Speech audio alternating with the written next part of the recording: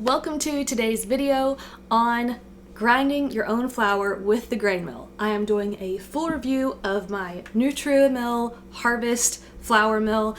I'm making this a part of the Building the Home Economy series because this series is about the importance of women knowing how to have a productive home economy, and part of that is providing healthy food for your home and financially being a good steward. And I find both of these things in investing in a grain mill. It's better for your health, and it is, once you have the initial investment of buying a grain mill, it's going to be much cheaper to buy wheat berries than it would be to buy flour. I'm sharing this now because Nutrimill is having a massive sale on this grain mill. I paid $349 for mine. I think there's another 2 days. It ends the 12th. So if you're watching this and it's after the fact, don't worry about it. Don't stress out. They do sales several times a year, so you can just wait for the next sale. For those of you who've been waiting for a sale, I wanted to make sure I got this video out before the sale was over so you could jump on that, and I will have my link below if you want to use my affiliate link. It is an investment, so there is no rush in buying these things. There is always going to be another sale another day, and they always do a Black Friday sale, so you could always save up and wait until then as well. I actually really wanted a hand crank mill because I thought if the electric goes out, then I really want to have a hand crank mill. But the more I thought about it, the more I realized that if I have a hand crank mill, will that be another thing that stops me from using wheat berries to begin with because of how long it would take to grind my own wheat berries? So I was like, you know what, why don't we just start with the electric, and then that can be another year's investment project, is buying a hand crank mill, because they are also very expensive. They're actually, if you get a good one, they're more expensive than the electric ones. So that is something I would like to get in the future. But at the time, I was like, my main focus is just getting started. The reason that I bought this grain mill was, one, because of the way it looks. So I had been actually looking for a grain mill for quite a while, and all the ones that I saw, I wouldn't leave sitting out on my counter because I didn't think they were very pretty. And that sounds silly, but where we were living at the time, there was no storage space. If I had a tool like this, it would be sitting out. My entire pantry was exposed because I did not have a pantry, and so I decided to make it look pretty. That way it would be a beautiful space, but also functional. And so that's what I was looking for with the grain mill. All of the grain mills that I had seen were white and plastic, and sure, they function wonderfully, but I had a specific idea in mind of what I was looking for.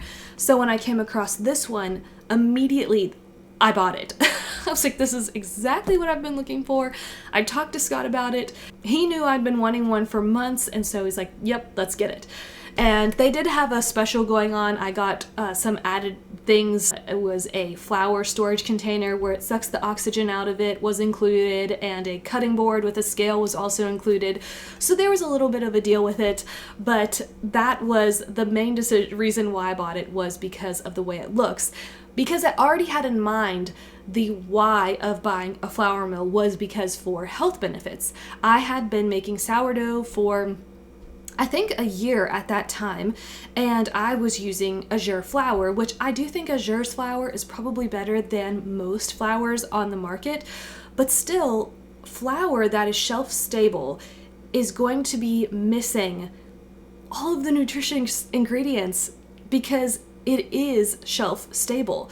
So when I learned about the history of the flour industry, it was quite sad, because grinding your own flour really wasn't even something that our grandparents did. It was a long extinct art form because in the mid-1800s, the roller mills were imported from Europe into America, and all of a sudden, white flour was born. There's 3 parts to a wheat berry. There's the bran, there's the germ, and there's the endosperm. And the steel rollers would peel away the oily germ, then take off the bran, and then you would be left with the endosperm, which was this floury white powder, and also conveniently shelf stable. So where once we had thousands and thousands of small mills throughout the country freshly grinding flour, making rustic breads for the community, those small flour mills were dying because these giant industrious roller mills were now birthed into America, and it made shipping flour way more convenient because you now didn't have an expiration date on flour. Flour could last a very long time. So now these small stone ground flour mills couldn't compete with the demand of white flour that people wanted from these massive roller mills. And people did want the white flour. It was considered a luxury food, and the poor people were left with the nutrient-dense brown whole wheat bread. But they didn't know anything about this at the time, so it's not their fault. They didn't know that they were stripping all of the good ingredients out of the flour, and they were basically left with an empty flour by the time that they got their white flour. They didn't know this. So we've become so used to what stripped flour tastes like in breads, pastries, anything you buy is made with flour, not stone milled flour with all three of the bran, endosperm, and germ. Having those three in bread or any baked good is nearly unheard of. And so it becomes a challenge when you start grinding your own flour and you start to realize that the texture is way different than anything you've been used to, and it is now a massive learning curve.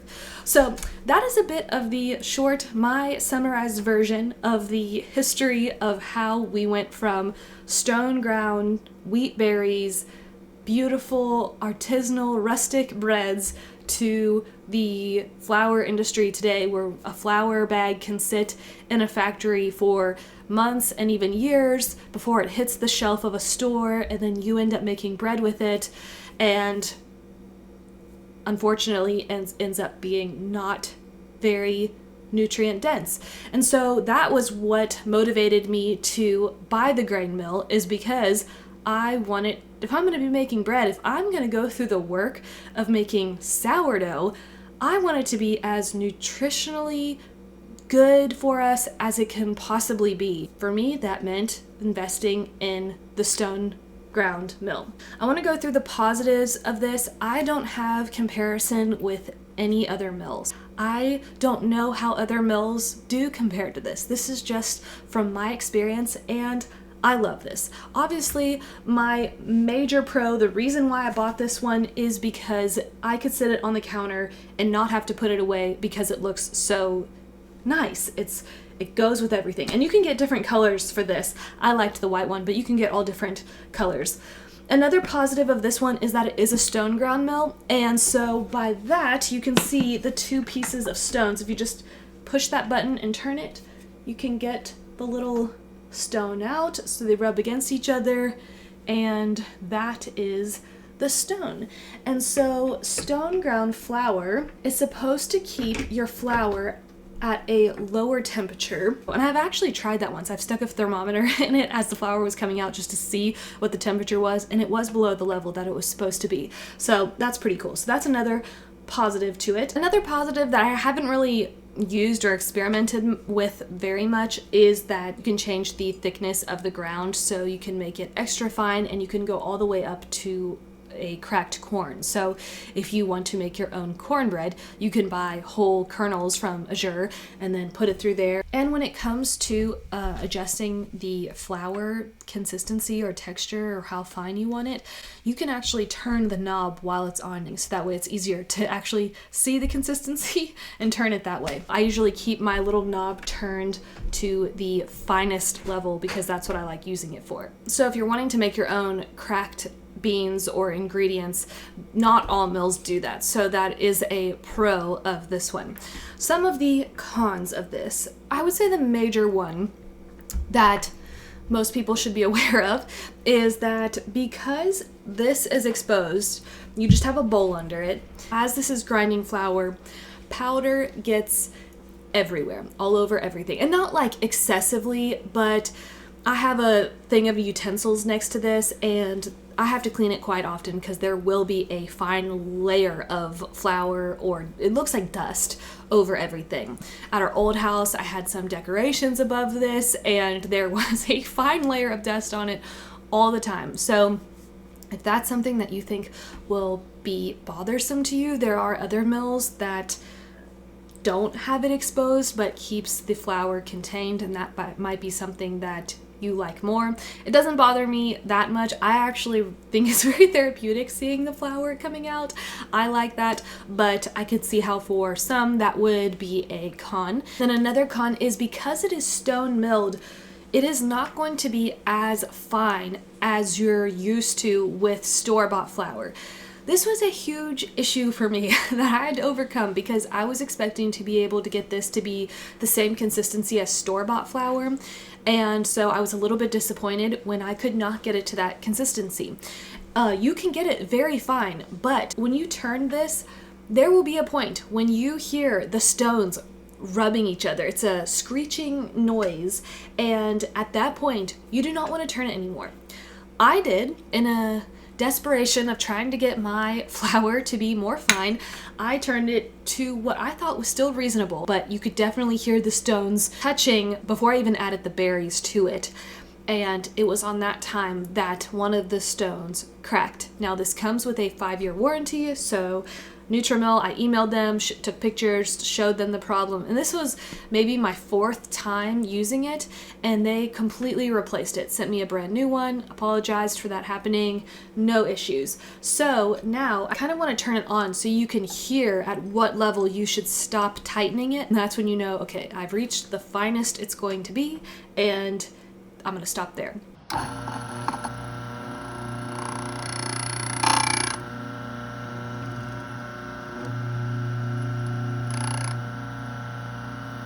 So that's usually the sound of where I stop it at. Again, that is a con, but I don't know if that's normal across all grain mills or if that's just this one, but that has been something I had to get used to, is that you now have wheat bran that's part of your flour, and that does change the consistency. It's not going to be this powdery flour. There is a little bit of texture in it, and that also then translates into your baked goods or whatever you're baking.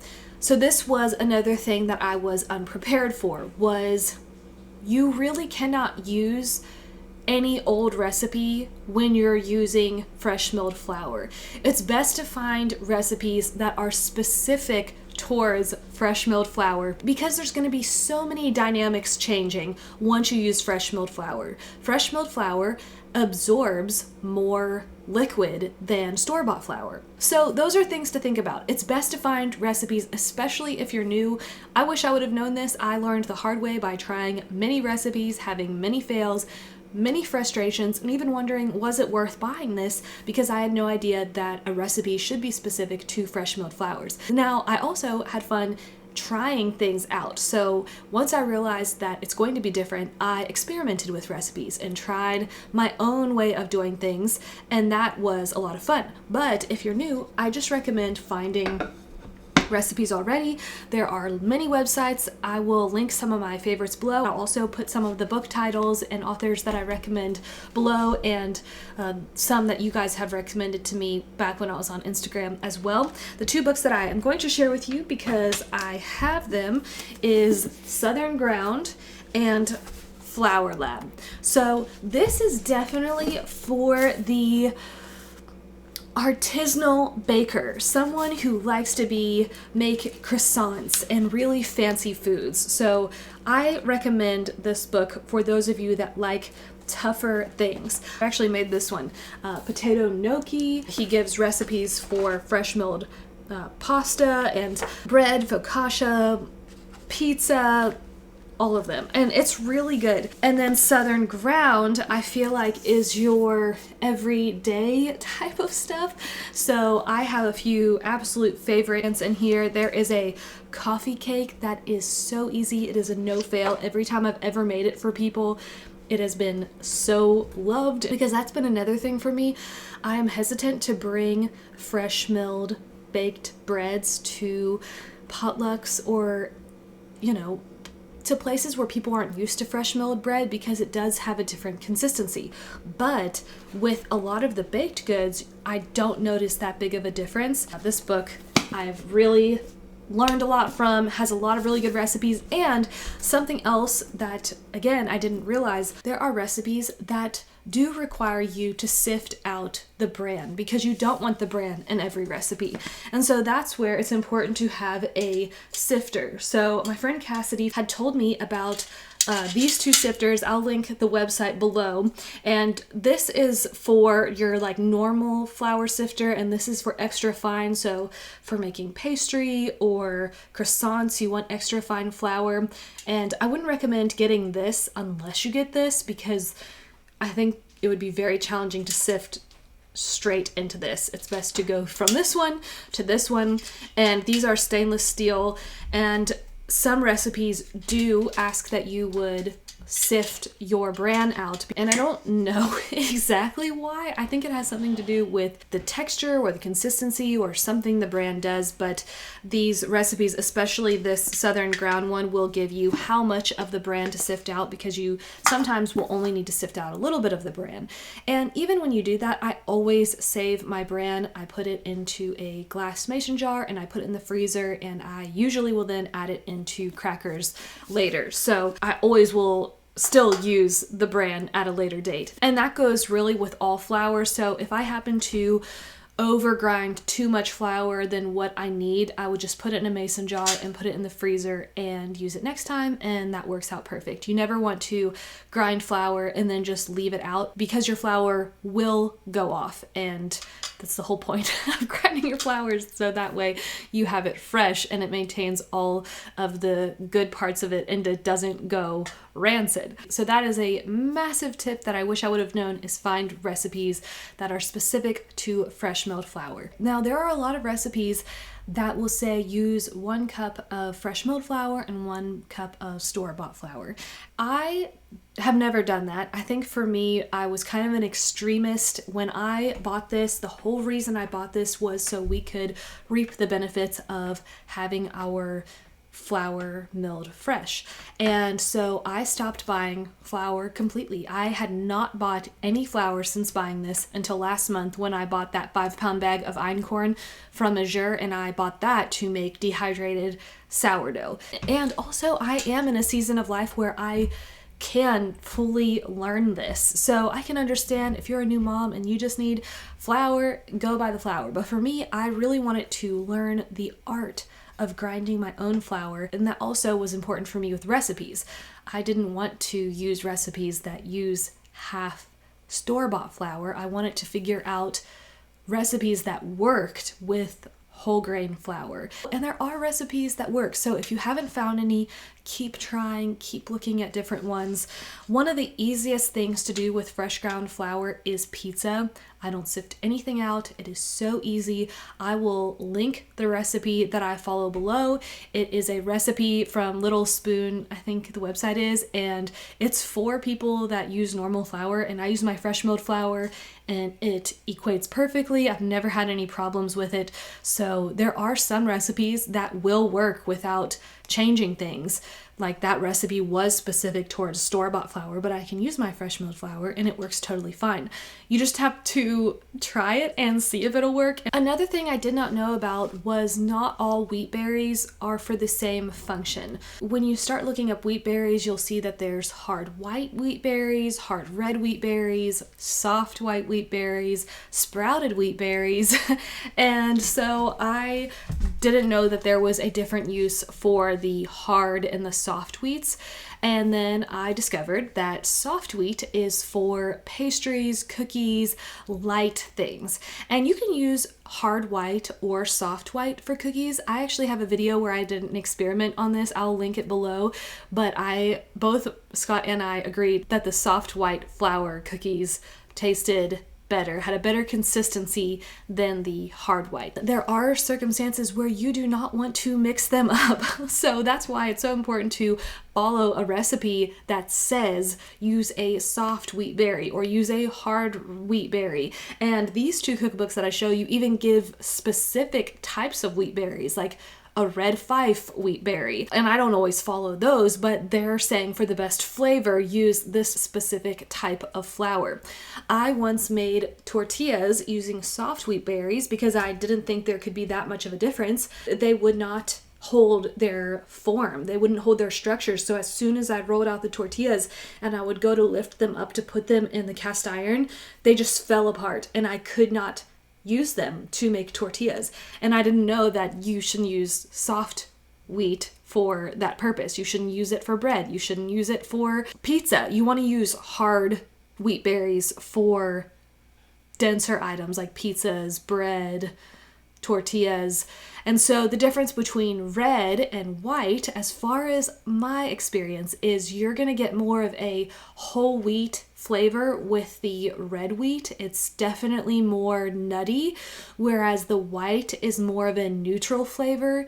So for pizza, I like using red wheat. For tortillas, I like using hard white.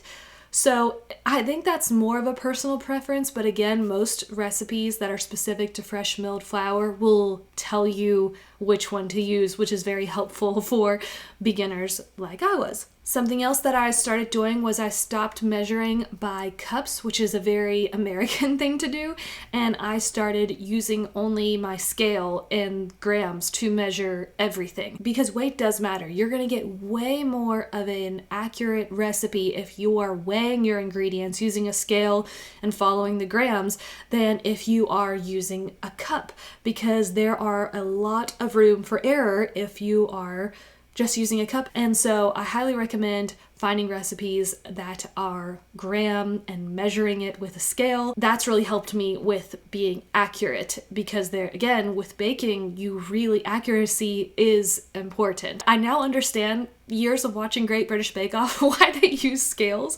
When I first started watching it, I think in 2017, my sister told me about it, and I thought it was so weird that they measured everything. I didn't realize that was a common European thing to do, or actually common, I think, rest of the world thing to do. I was so used to using cups, and now I can totally understand why they use the scale. Another pro that I forgot to mention with this is it's not just wheat berries that you can grind. If you are gluten-free, you can buy oat groats from Azure and you can grind your own oat flour, which is amazing. I grind millet, sorghum.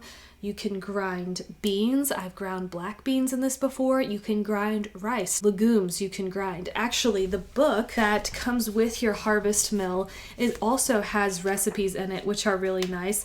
And then it also gives very clear directions of how to use it, how to get it going. They tell you to run rice through it the first time just to get any stuff out from when it was made, any factory stuff. And then it also gives you a list of all the things that you should never grind in the mill, like chia seeds, sesame, flax, sunflower, popcorn, coffee beans, herbs. And then it also then gives you all of the list of things that you can grind in it, like kamut, spelt, farro, rye, sorghum, millet, buckwheat, brown rice, lentils, chickpeas.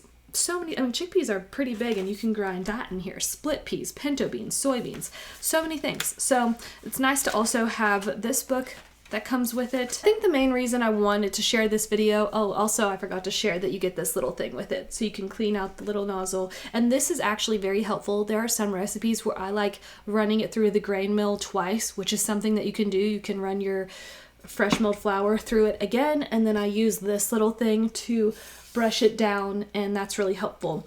And it does actually help get it to be more fine. I really wanted to share this because I think for me, I was really naive going into it, and I dealt with a lot of frustrations because I didn't know a lot of these things, and I thought it was going to be a fairly seamless transition from store-bought flour to grinding your own flour. And I think to look at it as an art form, that it is something fun to learn and to experiment with, and to prepare your family that there's going to be different textures with the food that you make, but it's how our food was meant to be, that we were meant to have, more dense, textured, rustic bread. And it does take some time to get used to the texture of those things. And then there are some things where it's really not that different. I make these peanut butter chocolate chip cookies with soft wheat berries, and they are delicious. And I don't think that if you didn't know it was fresh ground flour, I don't think you would know, because they're just really delicious. And so there's going to be some things that are totally fine and no one would know, but from my experience, the bread, it is fairly obvious that it is a different texture. It's more dense. Like, I used to always get all those little holes in my sourdough bread, and I don't get that at all anymore, which is fine. It still tastes amazing. I mean, the flavor is amazing. The flavor of everything I make is so rich, especially the hard red berries. It's very nutty and flavorful. So I think it's important just to remind yourself why you're doing it. It's better for you and it's worth it to keep trying.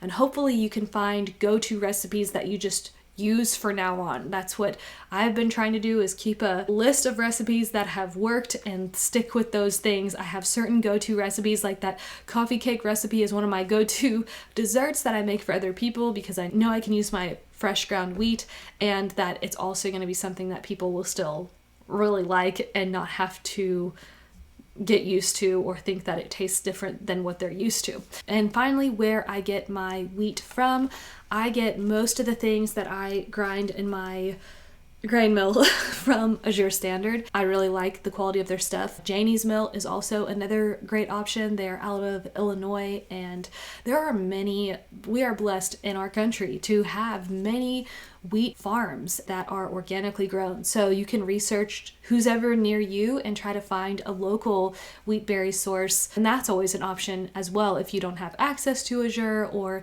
if you would prefer to find a more local source. On that note, I always do sift through my wheat berries before I grind them. I have found many things in my wheat berries that I would never want to put through my grain mill into our food. And I'm not even going to go into the many things that I have found, but I will say I highly recommend you sort your wheat berries before you put them in your grain mill. If anything, you are going to get out little seeds, because if you're buying organic wheat, it's from a field that hasn't been sprayed with pesticide, it hasn't killed all the weeds, so it's inevitable that you're going to have other things growing in the wheat field that end up being processed with the wheat berries, and that's going to be in your wheat berry bags. And so I always end up sorting mine just to get those seeds out, because when we first started we didn't know what to do, and Scott did some research, and someone said that if you don't sift your berries and there's all kinds of other different seeds in it, that could change totally the flavor profile of whatever you're eating, because some of those seeds are very bitter. For me, it's been really important. It's worth the time. And if you have kids, that can be a fun project for them to do, is sort and pull the things out of the wheat berries. I do it because I've even found rocks in my wheat berries. And yeah, that's just stuff that I do not want to be put in my food. So I always sort them. So I hope that you've found this video helpful. I know, again, a lot of you guys, just like my cast iron video, do already grind your own flour, which is really cool. So if you have any tips or things that I forgot to mention, feel free to share those below, what's helped you with the learning curve. And I hope that you have found this video helpful. Like I said, this harvest mill is on sale until the end of July 12th. I do have an affiliate link with them, so if you'd like to use that, I will have that below. And if you're watching after the fact, you don't have to stress out about it. They do sales many times. They always do a Black Friday sale, and I believe it's the same as this one, so you can just keep that in mind for November. So I hope that this has been helpful. I bless you and the rest of your day.